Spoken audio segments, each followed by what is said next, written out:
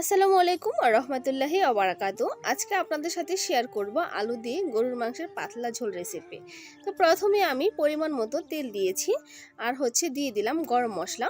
আস্ত তেজপাতা দিয়েছি দুটা, দারচিনি, এলাচ আর দুটো লবঙ্গ আর পেঁয়াজ দিয়ে দিয়েছি আমি 1.5 কাপের মতো। গরুর মাংস রান্নার ক্ষেত্রে আপনারা পেঁয়াজটা যেমন ইচ্ছে কেটে নিতে পারেন, মিহি কুচি করে কাটতে পারেন, লম্বা করে কাটতে পারেন, গোল করে কাটতে পারেন, কোনো সমস্যা নেই।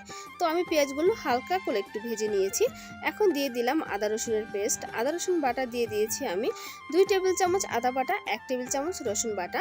আমি কিন্তু আজ 500 গ্রাম গরুর মাংস আলু দিয়ে ঝোল করব। এখন আমি গুঁড়া মশলা ব্যবহার করব, এই কারণে একটু পানি দিয়ে দিলাম যাতে গুঁড়া মশলাটা পুড়ে না যায়। তো 1 টেবিল চামচ দিয়ে দিলাম হলুদ গুঁড়ো আর 1.5 টেবিল চামচ দিয়ে দিব আমি মরিচ গুঁড়ো। তো উঁচু করে দিয়েছি, 1.5 টেবিল হয়ে গিয়েছে।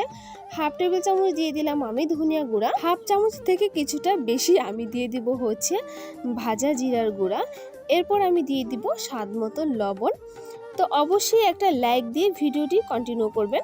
তো আমি লবণ দিয়ে দিলাম 1 টেবিল চামচ। এরপরে মশলাটা খুব ভালোভাবে আমি কষিয়ে নিব। আজকে যারা আমার ভিডিওতে নতুন, আমার ভিডিও যদি আপনাদের ভালো লেগে থাকে তাহলে অবশ্যই লাইক, কমেন্ট, শেয়ার করে দিবেন আর সাবস্ক্রাইব করে পাশে থাকবেন। তো মশলাটা কিছুক্ষণ কষিয়ে নেওয়ার পরে আমি কিন্তু এর মধ্যে দিয়ে দিলাম কয়েকটা কাঁচা মরিচ।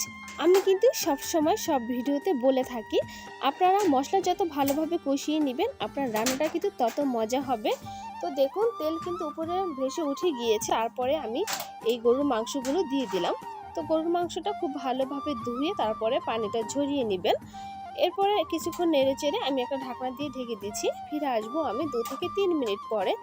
এখন আবার একটু নেড়ে চেড়ে দিব। তো গরুর মাংস রান্না করার ক্ষেত্রে কিন্তু অবশ্যই আপনারা একটা জিনিস মাথায় রাখবেন, সেটা হলো ঠিকঠাক মতো মশলা দেওয়া। আর অনেকেই অনেক সময় হয় কি, মাংসটা রান্না করার ক্ষেত্রে যখন মাংসটা সেদ্ধ হয়ে যায় বা যখন ঝোল দেওয়ার টাইম হয় তখন কিন্তু তারা ঠান্ডা পানি ব্যবহার করে। অবশ্যই এই জিনিসটা করা যাবে না। আপনারা গরম পানি ব্যবহার করবেন, তাহলে কিন্তু মাংসের স্বাদটা ঠিকঠাক মতো থাকবে। ঠান্ডা পানি কিন্তু কোনোভাবেই ব্যবহার করবেন না।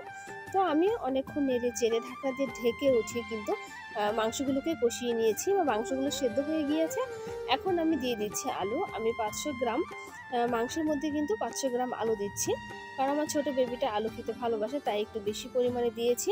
তো আপনারা কিন্তু এতটা আলু দিতে যাবেন না, কম দিবেন, আরও অনেকটাই কম দিবেন। তো আমি আবার আলুগুলো কিন্তু মাংসের মতো সেমভাবেই ঢাকনা দিয়ে ঢেকে উঠিয়ে নেড়ে চেড়ে কিন্তু আলুগুলো কষিয়ে নিচ্ছি।